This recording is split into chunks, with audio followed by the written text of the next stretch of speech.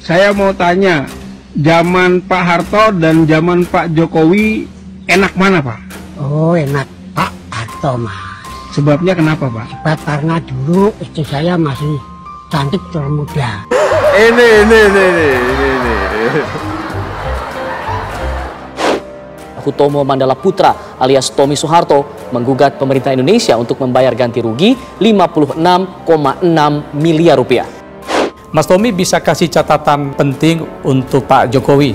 Kebijakan makroekonominya harus segera diperbaiki. Yang ngomong aja. Maka para remaja yang sekarang nanti akan hidup tahun 2020 akan menjadi benteng untuk mempertahankan daripada kelangsungan hidup negara dan bangsa. Negaranya. So, kalau daripada para pemuda nanti kesengsem kepada produk yang murah baik, tapi hasil di luar negeri hancur daripada bangsanya. Ruwet.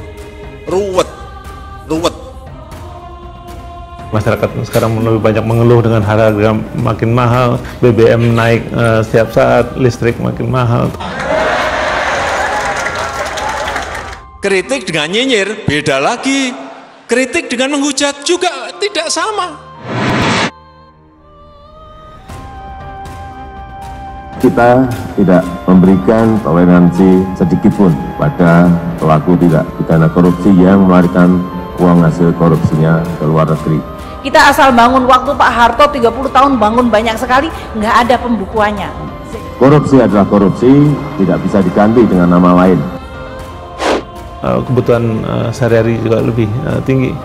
Akhirnya dan juga sekolahan juga di universitas juga makin tinggi. Yang ngomong aja. Jadi waktu kemudian terjadi krisis, kemudian kita punya undang-undang keuangan negara dan perbendaharaan negara, kita baru mulai membangun neraca keuangan. Mandala Putra alias Tommy Soeharto melenggang ke arena pemilu 2019. Tapi ingatan masyarakat belum terhapus, putra bungsu Presiden Soeharto ini menyandang status mantan narapidana. Tommy mendekam di penjara selama 6 tahun karena menjadi dalang pembunuhan Hakim Saifuddin Kartasasmita. Dan MK juga telah memutuskan bahwa yang telah bebas murni ya sudah dianggap masyarakat biasa lagi.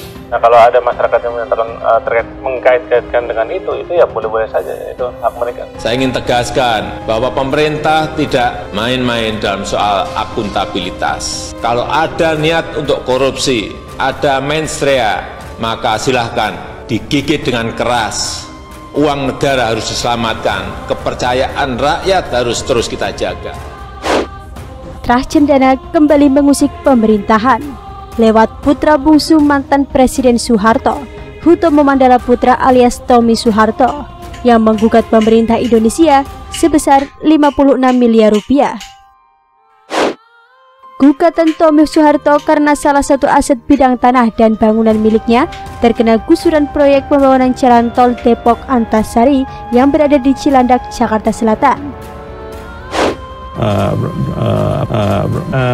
Kami belum bicara dengan belum bisa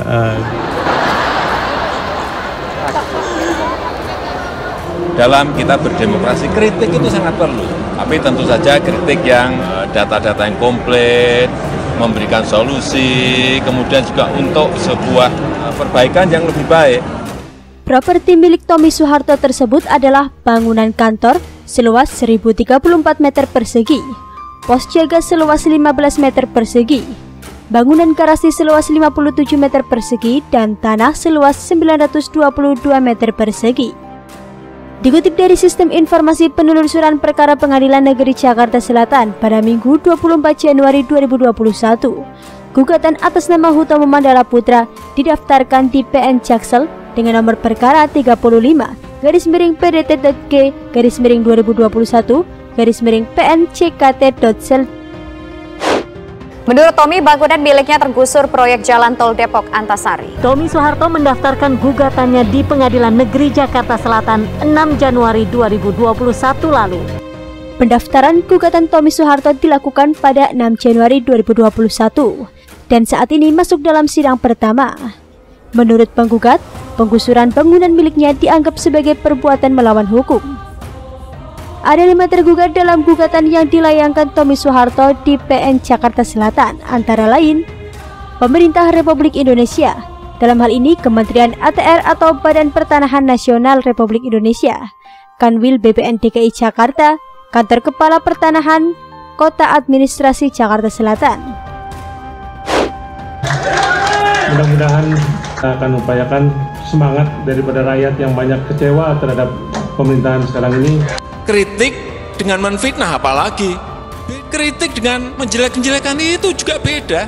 Kebutuhan sehari-hari juga lebih tinggi. Yang nanti akan jadi ikonnya ya gedung 88 lantai di sana ya, dibangun dalam waktu yang secepatnya. Langkah konkret seperti ini yang diperlukan oleh negara kita. Bukan wacana-wacana, Pak, saya mau bangun, Pak, saya mau bangun, Pak, saya mau bangun, Pak. Pemerintah Republik Indonesia dalam hal ini Kementerian PUPR, Kepala Pejabat Pembuat Komitmen Pengadaan Tanah Jalan Tol Depok Antasari Stella Elvir Anwarsari. Pemerintah Republik Indonesia dalam hal ini Pemda DKI Jakarta, Pemerintah Wilayah Kecamatan Cilandak, PT Citra Wasputoa.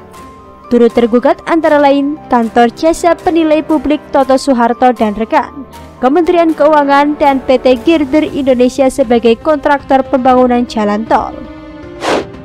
Sebelumnya, Tommy Soeharto pernah kalah melawan Sri Mulyani. Pada zaman Orde Baru, pengusaha nasional yang juga anak Presiden Soeharto, Tommy Soeharto, menginisiasi proyek mobil nasional bernama Timor.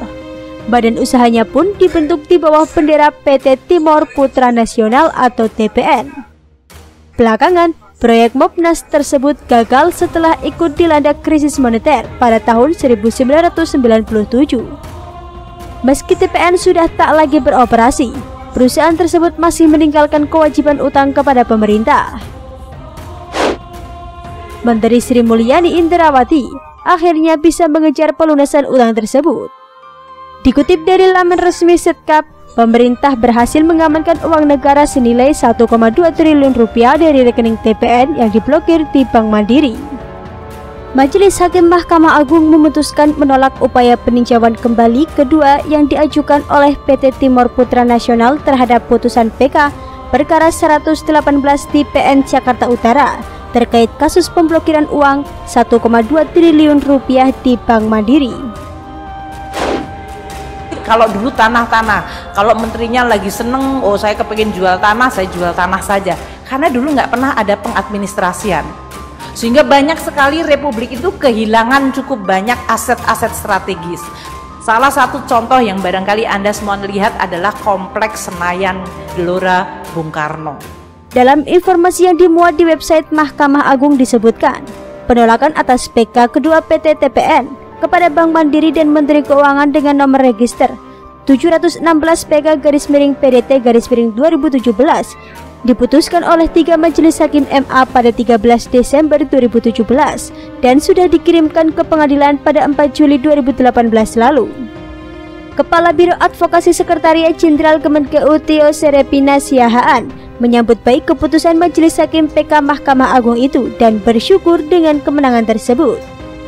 Kemenangan yang dicapai pemerintah sampai tingkat PK sudah melalui proses pembuktian dan argumentasi hukum yang sangat kritis, tajam dan jelas karena kami sangat meyakini dana tersebut memang hak pemerintah, kata Tio dalam keterangannya.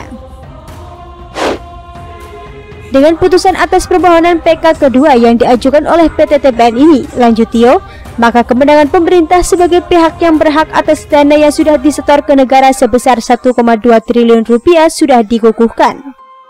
Selain itu, kemenangan atas perkara PT TPN ini menjadikan Menkeu sebagai pemegang hak tagih atas seluruh utang PT TPN kepada pemerintah Republik Indonesia. Dengan demikian, PT TPN tak lagi memiliki kesempatan untuk melakukan upaya hukum lain atas perkara mengenai utang PT TPN, terang Tio. Perkara yang melibatkan PT TPN sebagai pemohon PK kedua serta PT Bank Mandiri Tbk dan Kemenkeu sebagai para termohon PK kedua merupakan perkara pelik yang telah dimulai sejak tahun 2006. Selain itu, juga terdapat 5 perkara perdata terkait PT TPN di Pengadilan Indonesia yang diantaranya sudah sampai pada tingkat MA. PT TPN sendiri mengajukan permohonan PK kedua atas putusan PK perkara 928 di Pengadilan Negeri Jakarta Selatan terhadap putusan PK perkara 118 di PN Jakarta Utara. Dalam proses tersebut, Biro Advokasi Sekretariat Jenderal Kemenkeu berkoordinasi dengan Jaksa Pengacara Negara dan Bank Mandiri untuk menyiapkan strategi serta materi dalam memori kontra PK kedua perkara tersebut. Kementerian Keuangan mencatat adanya kenaikan pesat pada aset negara setelah diaudit Badan Pemeriksa Keuangan. Nilai aset negara ini dilaporkan naik 65% menjadi 10.467,53 triliun rupiah. Disitulah baru kita mulai muncul, oh mari kita membukukan dan merekod. Pertama mengadministrasikan, masukkan dulu dalam buku. Universitas bangun perumahan dosen, itu tanahnya milik negara dibangun.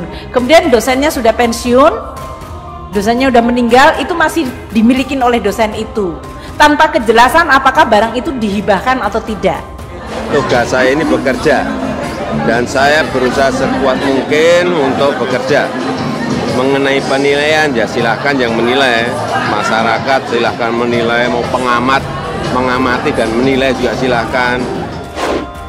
Sehingga banyak sekali Republik itu kehilangan cukup banyak aset-aset strategis. Salah satu contoh yang barangkali Anda semua lihat adalah Kompleks Senayan Gelora Bung Karno.